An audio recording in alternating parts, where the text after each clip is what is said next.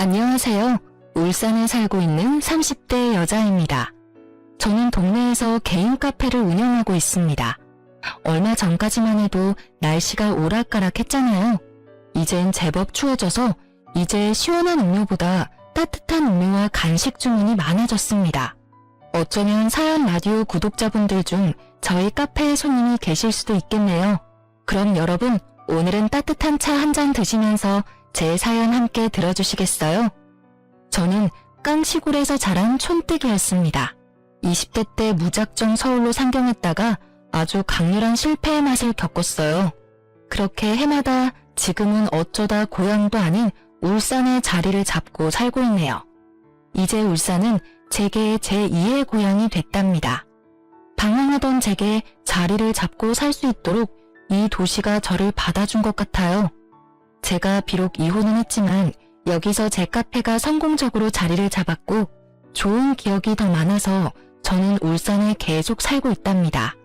남편은 울산 토박이로 자란 남자였어요. 남편과 저는 이웃 주민으로 처음 서로 얼굴을 알고 지냈습니다. 오며 가며 자주 마주쳤는데 그가 먼저 제게 번호를 물어보더군요.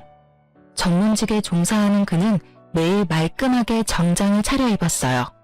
그 모습은 단숨에 제 마음을 사로잡았습니다. 이미지가 참 든든하고 믿음직스러웠거든요. 아무래도 제가 자영업을 하다 보니 나중에 결혼한다면 안정적으로 하고 싶었어요. 그래서 결혼하기 딱 좋은 남자라 생각했죠. 물론 남자의 돈을 바랐던 건 아니었고 사람 일이라는 게 어떻게 될지 모르니까요. 제 벌이에 변수가 생기더라도 남편은 고정적으로 벌어야 한다고 생각했거든요. 저희 카페는 거의 배달 위주로 운영하고 있습니다. 매장에 오는 손님보다 배달 주문이 훨씬 많아요. 배달 매출이 거의 한 달 매출의 전부를 차지하고 있습니다. 작은 카페이지만 꽤 오랫동안 한자리에서 운영해서 단골 손님도 많았습니다. 그 덕분인지 감사하게도 저는 몇 천씩 매달 고정적으로 무리 없이 벌었습니다. 코로나 때도 수입이 오히려 증가해서 신기했어요. 격리하는 사람들의 배달 주문이 더 늘어났거든요. 그런데 남편은 처음 만났을 때부터 제게 카페 수입은 궁금하지 않다고 저 알아서 하라고 했습니다. 본인 일만으로도 워낙 바쁜 사람이기도 해서 딱히 제가 하는 일에 관심이 없어 보였습니다. 그래서 남편은 제가 그만큼의 수입을 벌고 있다는 걸 몰랐어요. 그때는 제가 그저 푼돈 번다고 생각했겠죠. 그래서인지 신혼집도 상의를 할 것도 없이 남편이 상의도 없이 혼자서 알아보고 마련했더군요. 저도 개인적으로 수중에 모은 돈 꽤 있었거든요. 미리 상의했더라면 저도 충분히 돈을 보탤 수 있었는데 좀 당황스럽더라고요. 게다가 결혼식도 아직 안 올린 상태였고요. 나중에 같이 살 집인데 독단적으로 행동하는 게 참 이기적이라고 생각했습니다. 그러다 문득 예비 신랑이 제게 금전적인 짐을 덜어주려 그러나 보다 싶어 이해하려 했죠. 하지만 그건 배려가 아니라 그냥 그게 이기적인 그놈의 본성이었던 것 같아요. 신혼집까지 결혼식 올리기도 전에 구해버린 예비 신랑에 당황한 건 저뿐만 아니었어요. 예비 신랑 말 들어보니 예비 시부모가 허락도 안 받고 진행하냐며 난리가 난 듯 했습니다. 불안해하는 저를 보고 예비 신랑은 모든 걸 알아서 한다고 걱정하지 말라더군요. 처음엔 저를 너무 사랑해서 그런 줄 알았는데 살다 보니 인생의 모든 게 자기 뜻대로 흘러가야 직성에 풀리는 남자였던 것 같아요. 그걸 바보처럼 저는 듬직한 놈이라 착각했네요. 불도저처럼 결혼을 진행하려는 예비 신랑과 달리 예비 시부모는 강력하게 저희 결혼을 반대했습니다.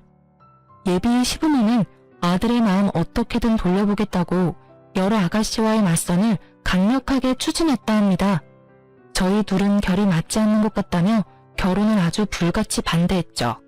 첫 만남에 인사 나누는데 예비 시부는 민망할 정도로 반응이 냉담했습니다.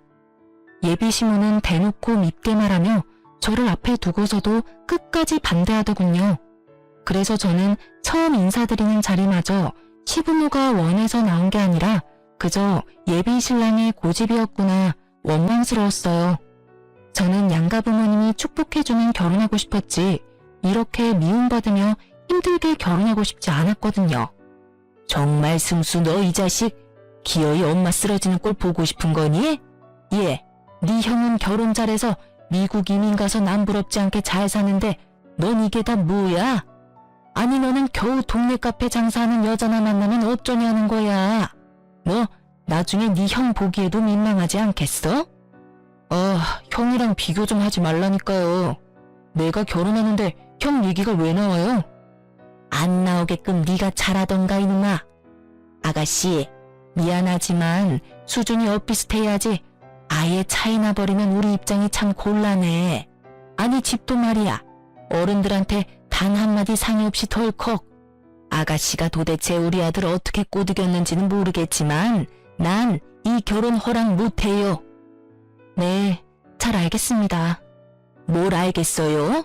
우리 아들이랑 헤어진다는 말이에요? 네, 이렇게까지 반대하시는데 제가 별 수 있나요? 저는 이렇게 모욕적인 말 들어가면서 힘들게 승수 씨랑 결혼하고 싶은 마음은 절대 없습니다. 제가 미련 없이 헤어지겠다고 답하니 예비 시무는 또 그거 가지고 난리더군요. 참나 기가 막혀서. 그리고 신혼집은 승수 씨가 저랑 상의 없이 진행한 거라 저도 전혀 몰랐습니다. 그리고 저는 이렇게까지 결혼을 반대하시는지도 몰랐어요. 알았다면 뭐요? 아가씨 가만 보니까 아쉬운 거 하나 없다는 태도네. 엄마, 저희 안 헤어져요. 그러니까 제발 그만 좀 하세요. 두 분 여기까지 나오신 거면 암묵적으로 제 결혼 허락하는 거라 생각했어요. 근데 아니었어요? 반대하시려고 나오신 거냐고요. 엄마랑 아버지가 돈 걱정, 일 걱정 안 하게끔 무조건 전문직으로 취직하래서 나 열심히 노력해서 여기까지 이뤄냈어요. 적성에는 맞지도 않는 일들을 꾸역꾸역 기어코 해냈다고요. 여태 살면서 두 분이 하라는 대로 다 했는데 왜 결혼하는 것까지 제 맘대로 못하게 하세요? 나랑 반대로 부모님 말씀 안 듣고 하고 싶은 거 다 하면서 자기 멋대로 살던 게 바로 형이에요. 그런데 형이 나보다 인생 잘 풀렸잖아. 그러니까 나도 이제 내가 하고 싶은 대로 살도록 제발 좀 내버려 두세요. 결혼할 여자 정도는 제가 고를 자격 있다고요. 강력하게 반대하는 예비 시무와 그에 반발하는 예비 신랑을 보는데 참 두 모자가 똑같아 보였어요. 당장은 마음 아프지만 헤어지는 게 맞다 생각했죠. 그때 계속 잠자코 있던 예비 시부가 나서더군요. 이 사람아, 그쯤에 자식 이겨서 좋을 게 있어? 게다가 결혼은 당신이랑 나랑 하는 게 아니라 이 두 사람이 하는 거잖아. 그리고 카페 하는 게 뭐 어때서 그래? 직업에 어디 귀천이 있나? 그 힘든 코로나도 이겨내고 살아남은 가게면 대단히 훌륭하지. 어휴, 둘이 어련히 알아서 잘할까? 내버려 둬. 아버지, 허락해 주시는 거예요?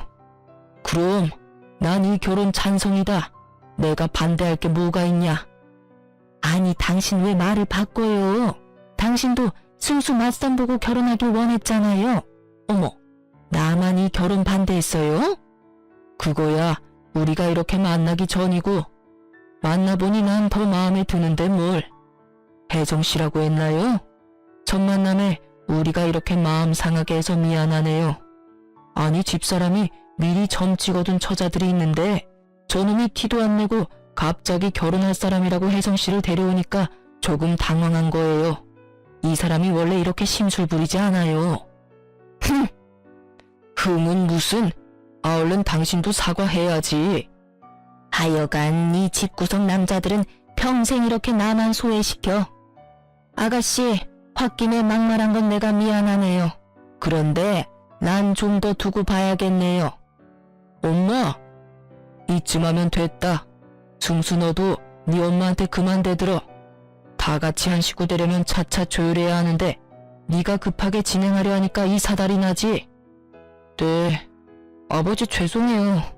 엄마, 내가 미안해. 근데 아들 선택 믿어줘. 혜성이 착하고 예쁜 사람이야. 으이그 내 팔자야. 고생해서 아들 키워봤자 다 소용없지. 비록 첫 만남은 서로가 아주 불쾌했지만 저는 결국 남편과 결혼 꼴이 났습니다. 모든 게 시부의 중재덕이었던 것 같아요. 다행히 상견례 때도 시모는 심술을 부리지 않고 저희 부모님께 친절히 잘 대해줬습니다. 하지만 그 후 결혼하자마자 신혼도 못 즐기고 시부모를 신혼집에서 모시고 살게 될 줄은 몰랐습니다. 일찌감치 결혼해서 미국으로 이민을 간 시숙은 저도 한 번도 보지 못했습니다. 이상하게 남편은 자기 형 이야기 나오면 항상 입이 대빨 나와선 툴툴거렸습니다. 사이가 좋지 않냐고 따로 물어보지 않아도 단번에 그런 거 알겠더라고요. 전 형제간 무슨 사연이라도 있는 줄 알았는데 그냥 본인보다 잘 풀린 형에 대한 남편의 자격지심 같은 거였어요. 그 자격지심은 저와 상관없는 일이라 생각했지만 결국 불똥이 제게도 날아오더라고요. 지금 엄마 아빠 이혼하느니 마느니 아주 난리야. 뭐? 어머님 아버님이 이혼한다고?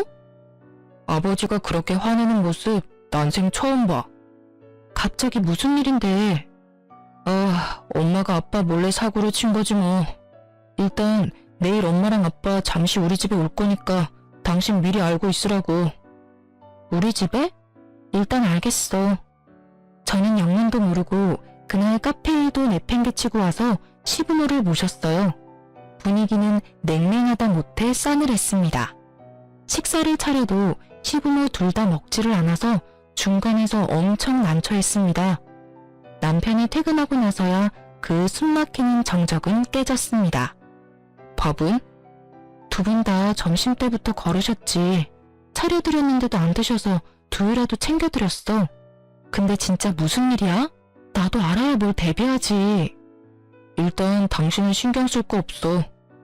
시부모와 남편이 대화하기 직전까지 저는 아무것도 모르고 멍청하게 있었어요. 굳이 아침 대바람부터 시부모가 찾아와 남편 퇴근 때까지 기다리는 것도 너무 이상했어요. 자, 이제 당신이 말해봐. 앞으로 어떻게 할 거야? 도대체 무슨 생각으로 상의도 없이 그런 일들을 벌여놔? 상의하면 당신이 오케이 했겠어요? 뭐? 근데 이 옆에 내가... 아버지, 일단 진정 좀 하세요. 내가 진정하게 생겼냐? 나 여행 보내놓고 이사다를 냈는데. 아니 상식적으로 집을 전체적으로 리모델링 할 거면 당장 살 곳은 마련하고 해야지. 덜컥 8천만 원, 그 큰 돈을 결제하면 어떡해? 분명히 8천만 원으로 끝나는 공사가 절대 아니야. 나중에 더 결제해달라고 하면 무슨 돈으로 결제할 거냐고? 건너 아는 사람이니까 지금 딱 계약 없을 때 싸게 해준다잖아요. 이 기회를 놓치고 내가 멍청하게 손 놓고 있어요? 참나, 이 넓은 땅에 우리 둘 살 곳이 왜 없어? 당신 당장 방 구할 돈도 없어? 있잖아. 인간적으로 내가 8천만 원 썼으면 나머지는 당신이 알아서 해야지. 내가 얼마나 구질구질한 집구석 신물이 났으면 그랬겠어요. 그러니까 장남이 미국 가기 전에 인테리어 해준다고 했을 때 했어야지. 당신은 왜 날 이렇게 이상한 여자 만들어?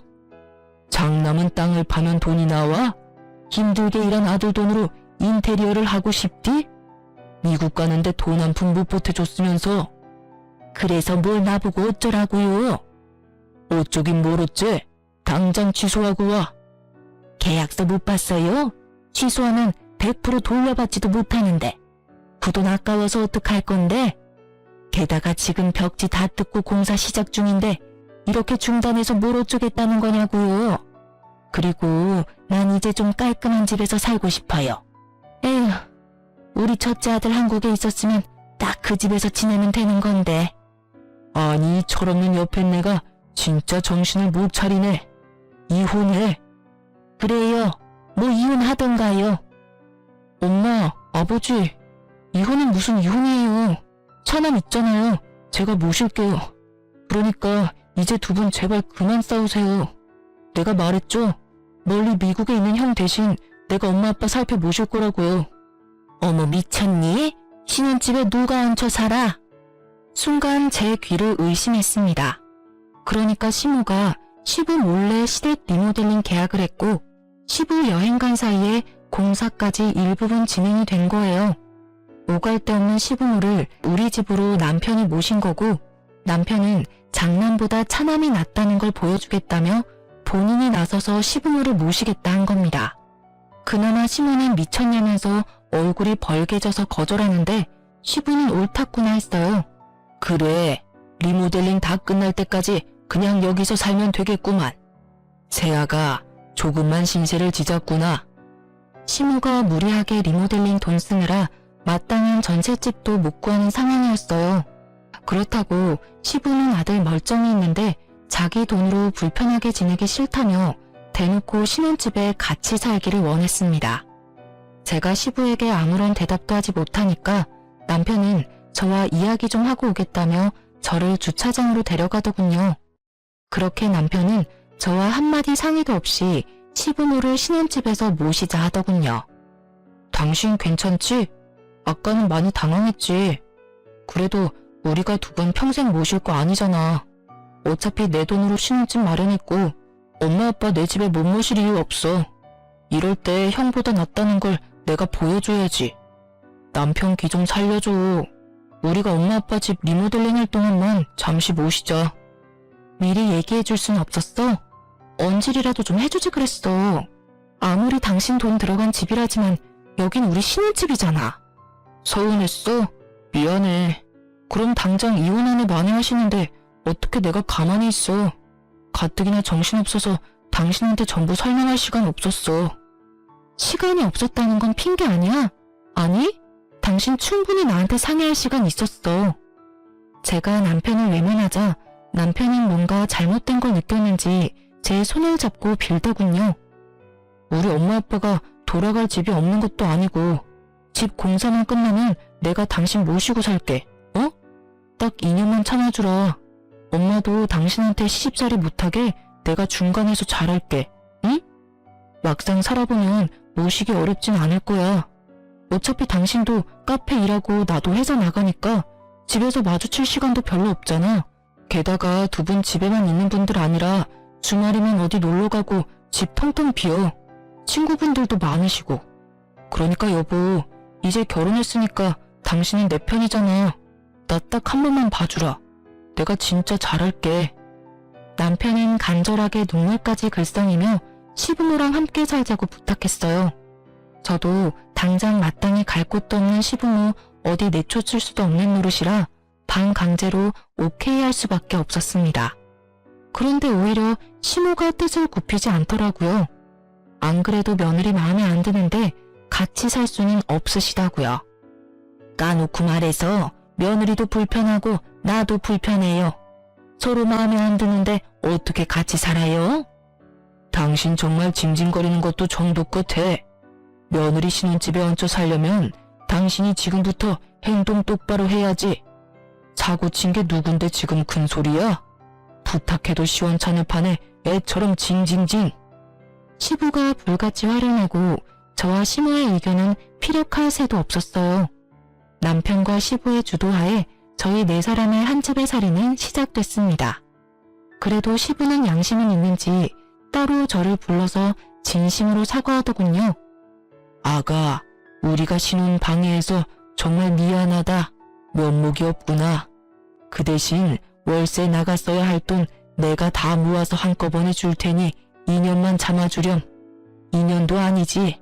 그 전에 나가게 될 테니 잘 좀 부탁한다. 네 시엄마 겪어보면 그렇게 나쁜 사람도 아니야. 그리고 나도 같이 지내는 동안은 너 불편하지 않게끔 노력하마. 월세 괜찮습니다, 아버님. 기왕 이렇게 정해진 거 저도 두 분 잘 모실게요. 아니야, 줘야지. 내가 마음 넓은 며느리 덕분에 불편한 바깥 생활 안 해도 되는데. 그 대신 내 아들한테는 비밀이야. 그놈은 아들이 모시는 게 당연하다는 마인드라 절대 돈은 안 받을 것 같거든. 새아가가 그 돈 잘 챙겨서 나중에 살림에 보태. 현명하게 어련히 잘 쓰겠지. 그런데 살다 보니 불편할 줄 알았던 한 집살이는 의외로 괜찮았습니다. 시부는 매우 가정적인 분이었어요. 며느리가 있는데도 아침은 절대 본인이 차리겠다며 매일 가족들의 아침밥을 차려주셨어요. 세상에, 이 많은 아침을 어머님이 준비하신 거예요? 죄송해요. 다음엔 제가 더 일찍 일어나 준비할게요. 네 아버지 며느리 있다고 평소보다 더 신경 썼네. 여보, 이러다 상다리 부러지겠소. 내가 하기는 나 아침잠 많아서 절대 이런 거 못한다. 네 시아버지가 다 한 거야.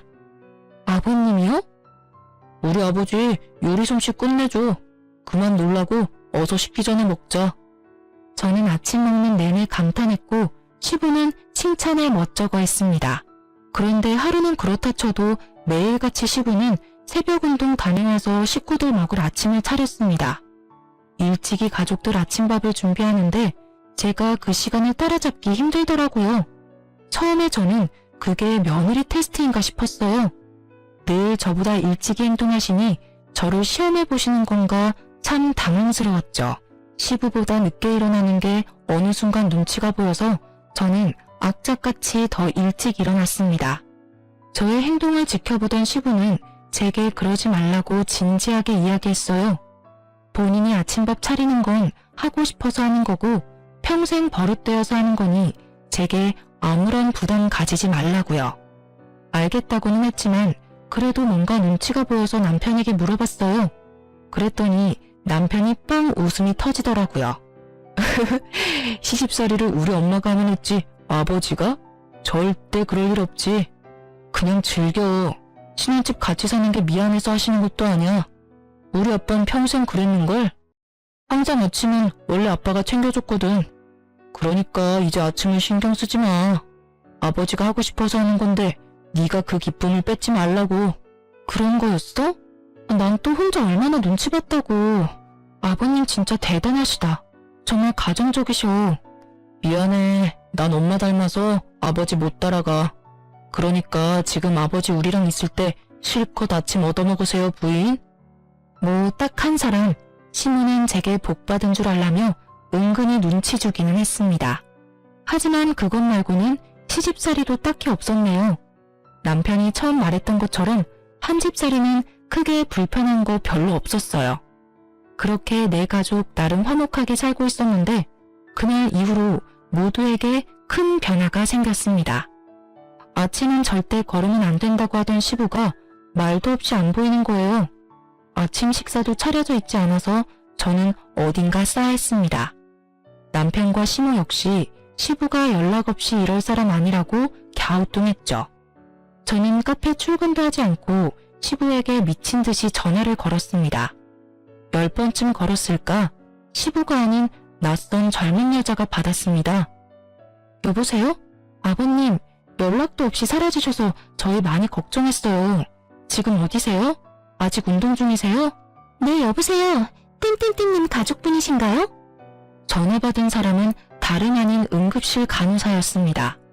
그날 새벽 운동하다가 시부가 갑자기 쓰러진 거였어요. 뇌경색이라더군요. 그렇게 시아버지가 뇌경색으로 쓰러진 후로 더 이상 아버님의 따뜻한 아침밥은 먹을 수 없었습니다. 그래도 한 식구로서 몇 개월 지냈다고 저는 친아버지가 일당하신 것처럼 눈물이 그렇게 나더라고요. 바깥 생활하기 싫다던 저희 시부는 그렇게 낯선 병원 생활을 시작하게 되었습니다. 다행히 시부는 목숨에는 지장이 없었는데 골든타임을 조금 놓친 탓에 오른쪽 손과 다리에 편마비가 왔어요. 다행히 왼손은 멀쩡히 쓸 수 있었습니다.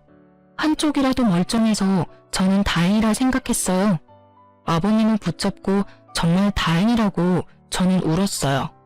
그런데 시모와 남편의 표정은 매우 좋지 않았어요. 간호사가 그러는데 낙상사고 위험도 있고 24시간 상주할 보호자가 꼭 필요하대요. 간호사한테 누가 보호자인지 말해달라는데 당연히 엄마가 있을 거죠? 간단하게 짐은 이 사람이랑 같이 다시 집에 가서 챙겨올게요. 뭐 필요한지만 말해줘요, 엄마. 뭔 소리냐 그게? 난 못한다. 뭔 소리야, 엄마? 엄마가 못하면 누가 해요? 다 늙어서 손하기 힘도 없는 내가 네 아버지 어떻게 간병하니? 쓰러지는 거 붙잡다가 나도 같이 넘어질지 몰라. 에이구, 몰라. 난 못해. 네가 네 아버지 간병인을 구하던지 해라. 가뜩이나 호라비 냄새 가득한 이 남자 병실에서 내가 어떻게 먹고 자고 간병까지 하니? 시모는 단번에 못한다고 거절했습니다. 남자 병실에서 간병하는 거 못할 짓이라면서요. 그럴 수도 있다고 생각하기엔 시모의 얼굴엔 시부의 걱정보다는 경멸스러움이 가득 묻어났습니다. 시부는 시모의 그런 행동에 상처받았는지 아니면 미안해서인지 입도 뻥긋하지 않았습니다. 그래서 우선 저희는 간병인을 구했습니다. 그런데 간병인 쓰는 것도 돈이 만만치 않더군요. 어느 날 밤에는 집에서 남편과 시모가 이야기하는 걸 들어버렸습니다. 차라리 시부가 장애를 얻을 바에 한 번에 죽는 게 나았다고 말하더군요. 남편은 들어가는 돈이 만만치 않다고 하고 시모는 평생 자기가 수발하면서 살아야 할지 모른다고 오열했습니다. 솔직히 보험금이 크게 나오지는 않았어도 치료할 돈과 병원비 쓴 부분은 거의 나오는데 남편이 그렇게까지 말해야 하는 건가 싶었어요. 그 이후로 오열했던 시모는 배우자가 사고를 당했는데도 나 몰라라 밖으로 놀러 다녔습니다. 시부 병원에는 코빼기도 얼굴을 비추지 않았습니다. 저는 간병인이 있어도 카페 일을 해도 자주 시부를 보러 병원에 갔어요. 남편은 아버지 쓰러지고 어머니가 나 몰라라 하니 스트레스 받아서 자주 제게 신경질을 부렸습니다.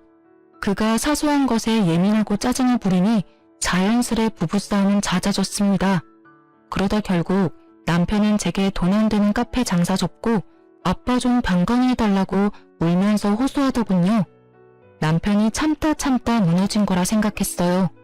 안쓰럽기도 하고 한편으로는 너무 원망스럽더라고요. 저는 우선 손해가 조금 생기더라도 직원을 더 고용했습니다. 남편에게는 알겠다고 말했지만 카페 장사를 아예 접지는 않았습니다. 알바와 직원으로 카페를 살려두고 저는 시부 회복될 때까지 살뜰히 간호했습니다.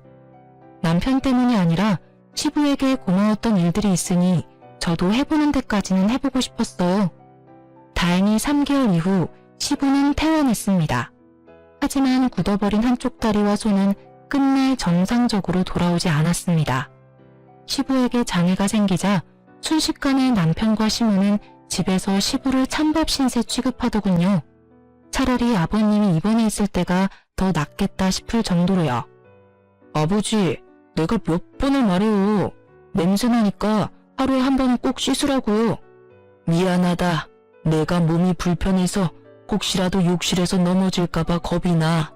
이틀에 한 번은 안 되겠냐? 아이씨, 몇 번을 말해요. 하루에 한 번씩 하라고요. 아니면 목욕탕을 가세요. 예? 제발요. 알겠다. 노력해보마. 당신 지금 아버지한테 말버릇이 그게 뭐야? 전 그러면 당신이 목욕탕 모시고 가. 우리 욕실 좁은데 아버님 매일 씻기는 당연히 불편하지. 당신이 우리 아빠 씻겨줄 거 아니면 말을 마. 온 집안에 노인네 냄새 나는데 당신은 안 나? 참 비위도 좋다. 아버지, 엄마가 집에 안 들어온 이유를 좀 생각하세요. 방에 아버지 신내가 가득하잖아. 누가 들어오고 싶겠어요? 미안하다. 내가 아파서 미안해. 저는 싹 수 없는 남편을 보면서 많이 놀랐습니다. 혹시라도 제가 아프거나 이런 비슷한 상황이었으면 저 사람이 어떻게 행동했을까 싶었죠. 하나를 보면 둘을 한다고 본인 아버지한테도 저러는데 저한테는 더 했겠지 싶었습니다. 그렇게 저는 남편에게 정이 많이 떨어진 상태로 결혼 생활을 겨우 이어나갔습니다. 그런 와중에도 시부를 따뜻하게 잘 챙겨드리려고 노력했습니다. 저라도 챙기고 싶었거든요. 아버님, 이게 다 뭐예요? 미안하다. 내가 아침 해주려고 했는데 몸이 말을 듣지를 않아서. 괜찮아요, 아버님. 제가 다 치울게요. 방에 들어가셔서 좀 쉬세요. 내가 아가 너한테도 많이 미안하다. 너에게 참 면목이 없구나. 그런 말씀 마세요. 앞으로는 제가 아침 잘 차려드릴게요. 그러니까 아버님 드시고 싶은 거 있으면 언제든 저한테 편하게 말하세요. 아셨죠? 고맙다. 고마워. 하루는 엉망이 된 주방에 주저앉아 있는 시부를 보고 저는 겨우 눈물을 삼켰습니다. 시부는 불편한 몸으로 미움받으면서도 예전처럼 가족들의 아침을 차려주고 싶었나 봐요. 저는 덜덜 떠는 시부 손을 꼭 잡아드렸습니다. 그런데 시부모의 시련은 그게 끝이 아니었어요. 엎친 데 덮친 격이라고 시모가 계약했던 인테리어 업체는 알고 보니 전문 사기꾼들이었습니다. 허구한 날 시부모네 집 리모델링 금액을 조금만 더 달라고 계속 추가하고 말을 바꿨죠. 또 일을 버려놓고 책임감 없는 시모와 사기꾼 리모델링 업체 때문에 남편은 매사에 분노가 가득한 사람이 됐습니다. 결국 무리해서 시모는 남편의 돈까지 써서 인테리어 업체 요구를 다 들어줬지만 결론은 시모가 리모델링 사기를 당한 거였어요. 남편의 본가에 찾아가 보니 폐가 수준이더군요. 그곳은 사람이 살 환경이 아니었습니다. 당연히 그 불똥은 또 제게 튀었고요. 남편은 씩씩거리며 몇 년 더 시부모랑 함께 살아야겠다고 제게 말했습니다.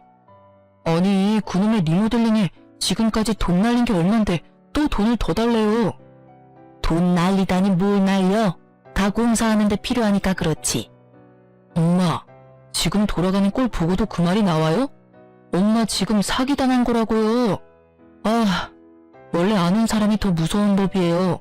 처음부터 제대로 된 업체 골랐어야죠. 이러다 아들 모은 돈 다 날리겠다고요. 아, 네가 투자한 만큼 결과물이 잘 나오겠지. 어차피 네 아빠랑 나 죽으면 그 집도 네가 가질 거 아니냐. 좋은 게 좋은 거라고. 마지막으로 엄마 딱 한 번만 도와줘. 됐어요. 지금부터 내가 알아서 해. 엄마는 손 떼요. 내가 어떻게든 그놈들 소송해서 제대로 된 인테리어 완성시킬 거니까요. 그리고 당신이 딱 몇 년만 더 참아줘. 이 소송 길어질 것 같으니까 다 같이 몇 년만 더 살아야겠어. 뭐? 나 참을 대로 참았거든? 얼마나 내가 더 참아야 해? 뭐라는 거야. 당신이 뭘 참았는데? 당신이 돈을 썼어, 뭘 썼어? 전부 내 돈만 썼구만. 나 안 그래도 스트레스 받아 죽겠으니까 당신까지 보태지 마. 당신네 엄마 아빠 집이니까 당신 돈 쓰는 게 당연하지. 당신이 이렇게 같이 사는 사람 무시하는 거 난 더 이상 못 참겠어. 당신이 날 무시하는 것도 싫고 아버님을 무시하는 것도 싫어. 넌 네 부모도 제대로 못 모시면서 또 날 가지고 대리수발까지 들게 했잖아. 너 아버님 모시고 어디 밥 먹으러 나간 적 있어? 안 그래도 답답하실 텐데 모시고 바람이라도 쐰 적 있냐고. 이혼하자. 더 이상 못 해먹겠어. 아니 듣자 하니까 너 우리 아들한테 그게 무슨 막말이냐? 네가 한 게 뭐가 있다고. 어머님도 제발 아버님 구박 그만하세요. 그러니까 남편이 부모 공경할 줄 모르잖아요. 이혼? 결국 너도 우리 아빠 장애인 됐다고 이혼하자는 거잖아. 이 못된 여자야. 아버지 봤죠? 결국 아버지 때문에 나 이혼까지 하겠네. 그냥 그때 죽지 그랬어요. 제가 이혼을 선언하니 남편과 시모는 이혼 탓을 시부에게 돌리더군요. 아이고, 아가, 내가 미안하다. 내가 죽어야 하는데. 아니에요, 아버님. 아버님 때문이 아니라 순전히 저 이기적인 놈 때문입니다. 몸 불편한 가족 있어도 잘 사는 사람 많아. 어쩜 그러니 짐승만도 못한 놈아. 그래, 이기적인 내가 곱게 이혼해 줄게. 근데 너 이혼하면 돈이 있냐 뭐가 있냐? 가진 거 집불도 없는데 이혼녀로 살아갈 수 있겠어? 그렇네. 내 아들은 이혼해도 떵떵거리며 잘 살 테지만 너는 뭘 믿고 이혼하자는 거야? 야, 내가 가진 게 왜 없어? 왜 돈이 없을 거라 생각하는데요? 그럼 네가 가진 게 뭐가 있는데? 남편님은 사과나 매달리기는커녕 저를 자극하고 비웃으며 이혼하자더군요.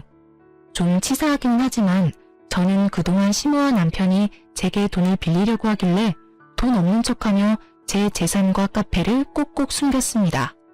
숨기길 잘했다고 지금도 생각해요. 그런데 시부 역시 그랬나 봐요. 시부는 그동안 시모와 남편이 돈 없냐고 물어도 없다고 했으면서 통장 하나를 주섬주섬 꺼내서 제게 주더군요. 아가, 내가 약속했었지? 이혼해서 꼭 행복하게 살아야 해. 이 집 구석은 다 있고 이 돈으로 새 출발하는데 보태라. 아버님, 이게 뭐예요? 아가 네가 있어서 내가 사람처럼 살았어. 정말 고맙다. 그동안 너무 고생 많았다. 시부가 고맙다고 울면서 통장과 도장을 내밀었는데 세상에 5천만 원이 들어있더라고요.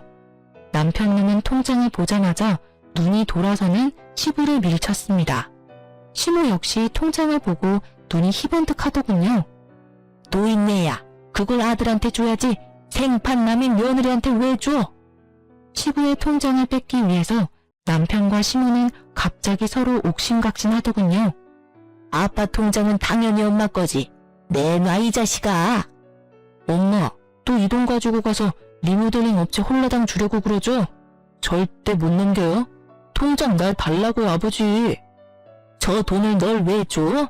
미국 우리 장남이 있는데 미국에 돈 보내줘야지. 남한테 왜 주겠냐? 여보, 그러지 말고 통장 나한테 넘겨요. 장남 줘야지. 그래야 우리가 미국 가지. 엄마, 무슨 말이 그래? 며느리는 남이라 해도 내가 남이야? 왜 그 돈을 미국에 보내? 시부와 남편 싸우는 꼴 보다가 시부는 있는 힘을 다해 남편에게 뺨을 날렸습니다. 제 부모도 못 알아보는 썩을 놈. 시원하게 남편 뺨 날린 시부는 시모에게 가래침침을 탁 뱉으며 말했습니다. 이게 뭐 하는 짓이에요? 너희들이 무슨 자격으로 내 돈을 가져? 내가 살아있는 한 절대 못 가져. 내가 아프고 병들어도 한결같이 사람 취급해준 사람이 내 며느리야. 통장은 며느리한테 준 거니까 다들 건드릴 생각하지도 마. 내가 가만 안 있을 거야. 그리고 당신 미국에서 늙은이들 반길 것 같아? 웃기지도 않아. 그러자 남편님은 돌변해서 내 집에서 나가라며 발악하면서 시부를 쫓아냈습니다. 지가 시부를 밀치는 건 되고 시부가 자기 뺨 한 대 친 건 용납이 안 되나 봐요. 다시 한번 시부에게 손찌검하려는 남편님 보고 저는 온 몸을 날려서 시부를 감쌌습니다. 다행히 시부는 다치지 않았지만 머무를 집은 완전히 잃었습니다. 저는 고민도 하지 않고 시부와 함께 시골 친정에 갔습니다. 너무 갑작스러워서 친정 부모님 두 분 다 당황하는 눈치였지만 시부 편하게 잘 지낼 수 있게 한다고 제게 걱정하지 말라고 하셨어요. 시부를 안전한 곳에 모시고 저는 다시 울산으로 돌아와 밀린 카페 일을 하면서 지냈습니다. 그동안 남편과의 이혼도 준비했고요. 그런데 시골에 계셔야 할 시부가 얼마 안가 카페로 찾아왔어요. 아버님, 어머, 어떻게 여기까지 오셨어요? 혼자 오신 거예요? 어떡해요, 잠자리가 많이 불편하셨어요? 그런 게 아니라... 그런데 시부는 최근에 본 적 없는 해맑은 미소를 지었습니다.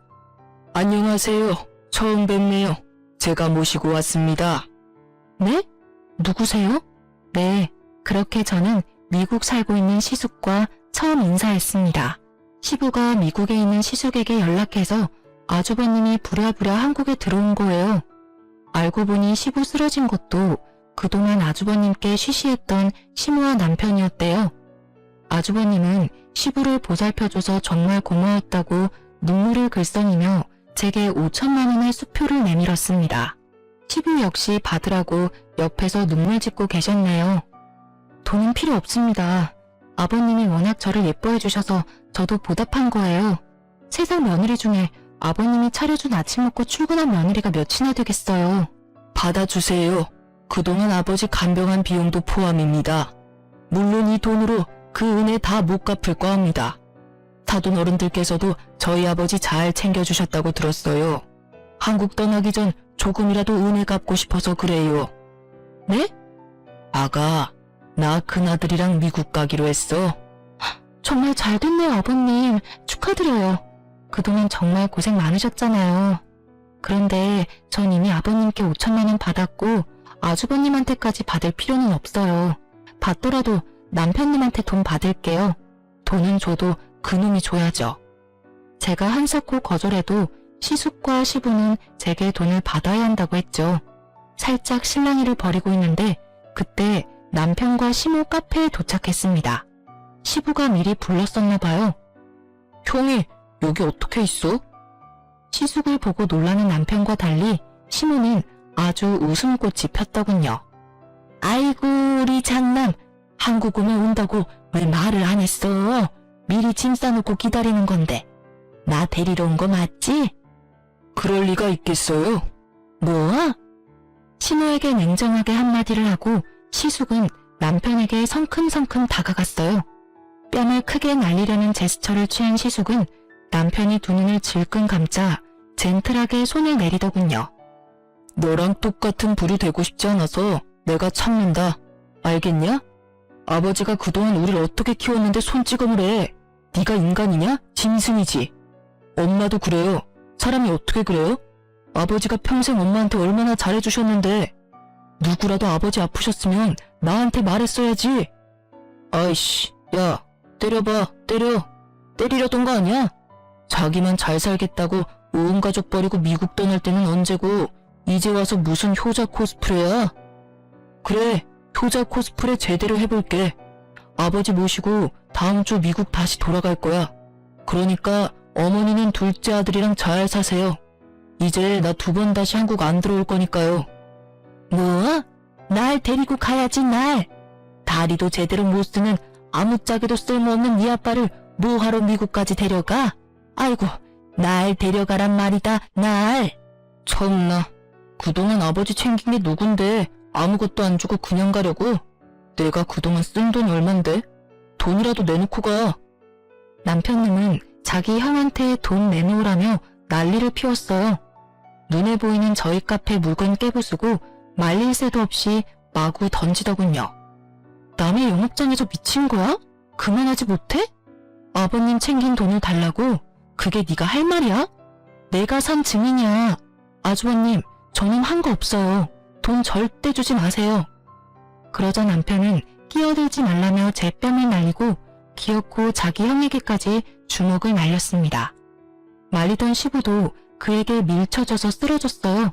시모가 경찰에 신고해서 경찰 도착해서야 상황은 종료됐습니다. 시부, 시숙, 그리고 저까지 저희 3사람 다 남편을 폭행죄로 신고했어요. 카페 CCTV 영상을 경찰에 증거물로 제출했고요. 저희 3사람은 경찰 조사 때 절대 합의하지 않겠다고 선전포고했습니다. 남편 놈은 그러든지 말든지 반성은 끝까지 안 하고 당당하더군요. 벌금 뭐 얼마나 한다고? 내면 되지 뭐. 벌금으로 끝나겠어? 그럼 뭐 어쩔 건데? 네가 다니는 회사 이름 뭐라고 했지? 설마 치사하게 회사에 알리려는 건 아니지? 미리 살 길 알아둬라. 형 미쳤어? 진짜 1억이야? 그럼 가족들 마음에 상처 준 네가 앞으로 혼자 잘 살 수 있을 거라 생각했어? 빨리 새로운 일자리 알아둬. 네 엄마는 네가 모셔야 하잖아. 아이고, 나도 미국 데려가라. 내가 잘못했어요, 여보. 장남한테 나도 데려가 달라고 말해봐요. 옆에 내야 미국 가서 또 무슨 사고 칠 줄 알고. 남편놈과 시모는 시숙과 시부의 바짓가랑이를 잡고 한참을 울면서 빌었습니다. 하지만 시숙은 그대로 가만히 있지 않았어요. 남편 회사에 시부 존속 폭행 사실을 알렸습니다. 경찰과 연루되면 안 되는 민감한 직장이라 남편님은 바로 회사에서 잘렸습니다. 믿을 거라곤 직장밖에 없던 그놈은 한순간 모든 걸 잃었습니다. 시모도 미국행 티켓을 잃었죠. 뭐 본인들의 어포라고 생각합니다. 저는 그 뒤로 이혼과 재물 손괴죄로 남편님에게 소송을 진행했습니다. 받은 돈으로 실력 좋은 변호사를 선임하니까 제가 원하던 결과를 빠르게 받아볼 수 있었어요. 시부는 곧바로 시숙 따라 미국 가서 지금까지도 잘 살고 계세요. 시모는 뭐 리모델링 사기당한 거 결국 집 날리고 개털됐다 하네요.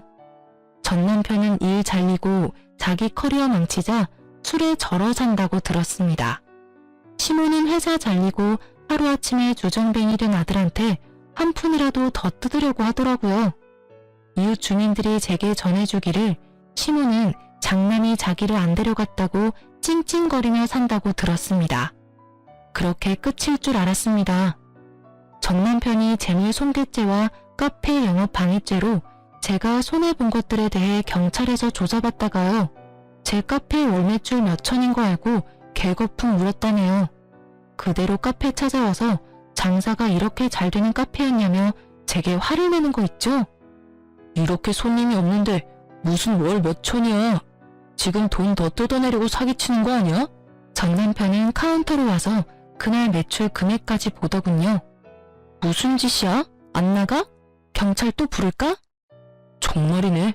뭐야, 이렇게 장사가 잘 되는 카페였어? 이제 알았냐?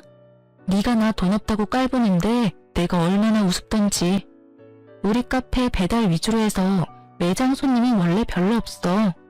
이제 곧 주문 많이 들어올 시간이니까 제발 꺼져줄래? 전 남편은 잘못했다고 빌면서 우는데 돈이 아주 급한가 싶었어. 10,000원짜리 한 장 던져주고 꺼지라고 했네요. 저는 현재 보란듯이 잘 먹고 잘 살고 있습니다. 시부가 준 5,000과 시숙이 준 5,000으로 카페 2호점을 개업한 지 3달 됐습니다. 1호점 매출보다는 못하지만 그래도 이혼의 아픔은 뭐 느낄 새도 없었습니다. 여러분, 상황이 아무리 안 좋아져도 자기 가족 버리고 함부로 대하는 사람 정말 근처에 두어선 안 된다고 생각해요. 자기 자존심을 최우선으로 생각하던 전 남편은 형한테 지기 싫은 게 가족보다 먼저였던 사람이었어요. 아픈 아버지를 보살피려는 생각은 하지 않고 능력 좋은 자기 형한테 혹시라도 아버지를 뺏길까봐 전전긍긍하던 사람이었거든요. 그렇게 속 좁은 인간을 제가 배우자로 생각했다는 게 뒤늦게 너무 부끄럽더라고요. 돌이켜보면 저는 어릴 때 항상 부모님께 무한한 사랑을 받고 컸던 것 같아요. 그래서 큰 사랑 받은 만큼 누군가에게 사랑을 줄 수도 있어야 한다고 배웠거든요. 그에 비해 전 남편은 어린 시절 사랑을 많이 못 받은 사람의 표본 같더라고요. 여러분도 항상 가족들과의 끈끈한 사랑 놓치지 않았으면 합니다. 평생 믿고 의지할 수 있는 사람은 가족뿐이잖아요. 비록 제 전 남편은 그릇이 너무 작아서 믿고 의지할 만한 인간은 못 되었지만 시아버지가 가족들에게 매일 차려준 그 아침 식사에서 가족을 얼마나 사랑하는지 저는 전부 느낄 수 있었답니다. 그래서 그 힘든 수발도 견뎌낼 수 있었어요. 요즘 세상이 많이 삭막하고 또 뉴스에도 사건 사고가 터져나가는 마당에 여러분 주위에는 항상 좋은 일만 가득하길 기도하겠습니다. 그럼 지금까지 제 긴 사연 들어주셔서 감사합니다.